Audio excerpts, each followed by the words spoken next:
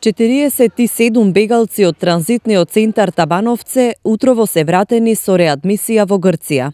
Од граничната полиција на преминот Богородица информираат дека поради блокираниот граничен премин, луѓето утрово околу 9 часот и 30 минути пеш ја поминале македонско-грчката граница, при што се прифатени од тамошната полиција.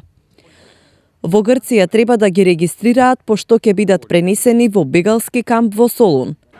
Од невладината организација Легис, која што е вклучена во целиот процес од почетокот на бегалската криза, велат дека луѓето знаеле дека ќе ги вратат во Грција, но не знаеле кога.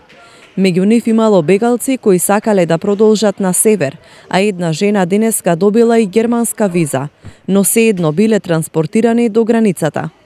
Станува збор за бегалци кои речиси една година престојуваат во прифатниот центар Табановце, откако лани во март се затвори балканската бегалска рута. Во Табановце останале само неколкумина кои што изминатите денови се фатени во нелегален транзит.